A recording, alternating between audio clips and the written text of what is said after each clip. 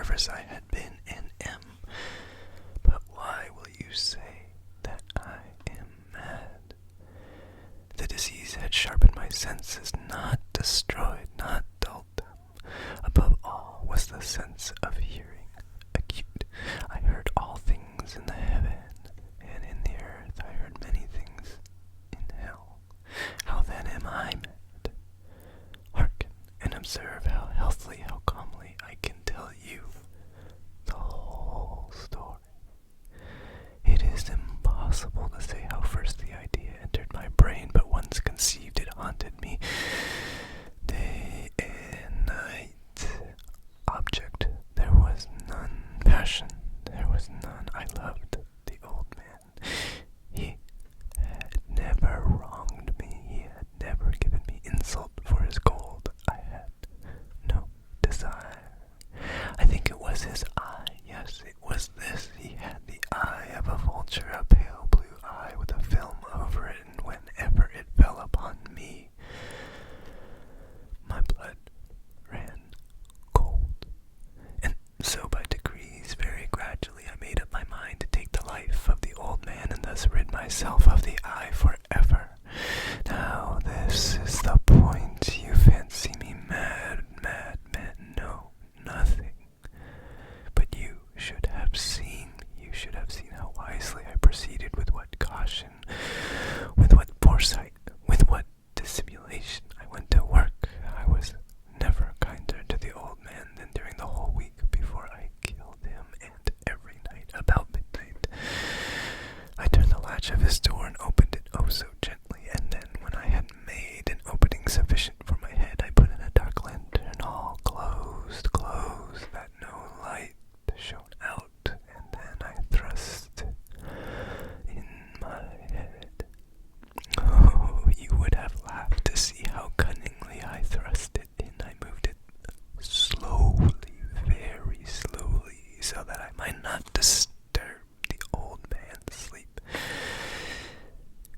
It took me an hour to place my whole head within the opening so far that I could see him as he lay upon his bed.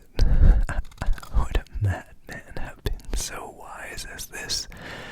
And then when my head was well in the room, I undid the lantern cautiously, oh so cautiously, for the hinges creaked. I undid it just so much that a single thin ray fell upon the vulture eye. And this I did for 7 long nights, every night, just at midnight. But I found the eye always closed, and so it was impossible to do the work, for it was not the old man who vexed me, but his evil eye. And every morning when the day broke, I went boldly into the chamber and spoke courageously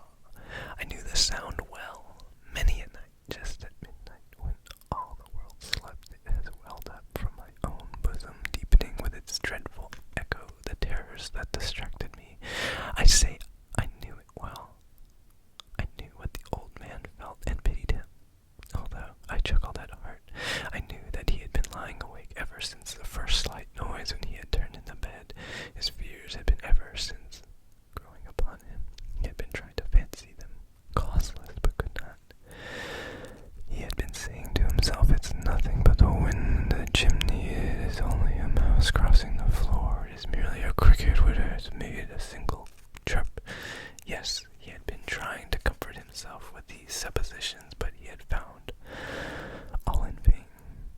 All in vain, because death, in approaching him, had stalked with his black shadow before him, and enveloped the victim, and it was the mournful influence of the unperceived shadow that caused him to feel, although he never saw nor heard, to feel the presence of my head within the room.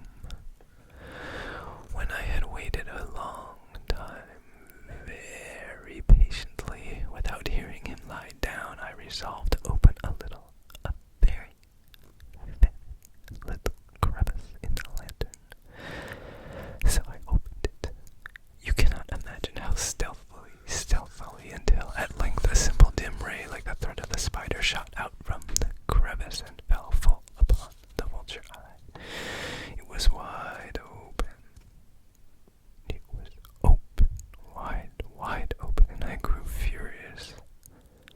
As I gazed upon it, I saw it with perfect distinctness, all a dull blue, with a hideous veil over it that chilled the very marrow in my bones, but I could see nothing else of the old man's face or person, for I had directed the ray as if by instinct precisely upon the damned spot. And have I not told you that what you mistake for madness is but over-acuteness of the sense? Now, I say, there came to my ears a low, dull, quick sound, such as a watch makes when enveloped in cotton. I knew that sound well. It was the beating of the old man's heart. It increased my fury as the beating of a drum stimulates the soldier into courage. But even yet I refrained and kept still. I scarcely breathed. I held the lantern motionless. I tried how steadily I could maintain the ray upon the eye. Meantime the hellish tattoo of the heart increased. It grew quicker and quicker and louder every instant. The old man's terror must have been extreme. It grew louder, I say, louder every moment. Do you mark me well? I have told you that I am nervous.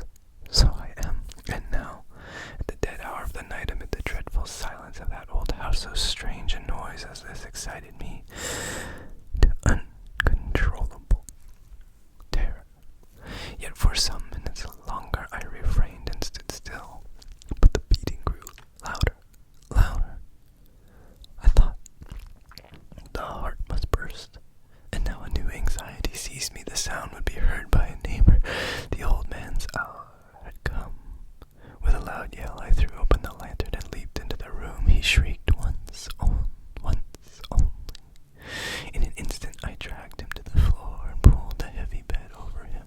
I then smiled gaily to find the deed so far done, but for many minutes the heart beat on with a muffled sound. This, however, did not vex me. It would not be heard through the wall. At length it ceased. The old man was dead. I removed the bed and examined the corpse. Yes, he was stone dead. I placed my hand upon the heart and held it there many minutes, but there was no pulsation. He was stone dead. His Eve would trouble me no more. If still you think me mad, you will think so no longer when I describe the wise precautions I took for the concealment of the body. The night waned and I worked hastily but in silence. First of all, I dismembered the corpse. I cut off the head and the arms and the legs. I then took up 3 planks from the flooring of the chamber and deposited all between the scantlings. I then replaced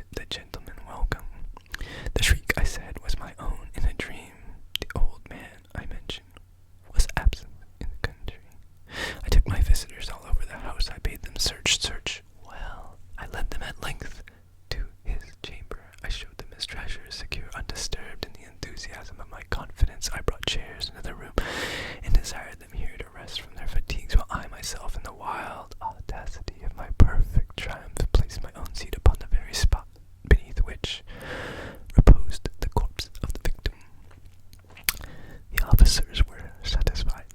My manner had convinced them I was singularly at ease. They sat, and while I answered cheerily, they chatted of familiar things. But ere long I felt myself getting pale and wished them gone. My head ached, and I fancied a ringing in my ears, but still they sat and still chatted. The ringing became more distinct. It continued and became more distinct. I talked more freely to get rid of the feeling, but it continued and gained definiteness, until at length I found that the noise was not within my ears. No doubt I now grew very pale, but I talked more fluently and with a heightened voice, yet the sound increased, and what could I do? It was a low, dull, quick sound, much such a sound as a watch makes when enveloped in cotton.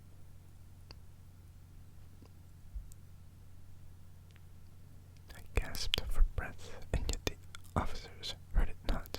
I talked more quickly, more vehemently, but the noise steadily increased. I arose and argued about trifles in a high key and with violent gesticulations, but the noise steadily increased. Why would they not be gone? I paced the floor to and fro with heavy strides, as if excited to fury by the observations of the men, but the noise steadily increased. Oh, God, what could I do? I foamed, I raved, I swore, I swung the chair upon which I had been sitting and grated it upon the boards, but the noise arose over all and continually increased. It grew louder, louder, and still the men chatted pleasantly and smiled. Was it possible they heard not? Almighty God, no, they heard, they suspected, they knew. They were making a mockery of my horror. This I thought, and this I think, but anything was better than this agony. Anything was more tolerable than this derision. I could bear those hypocritical smiles no longer. I felt that I must scream.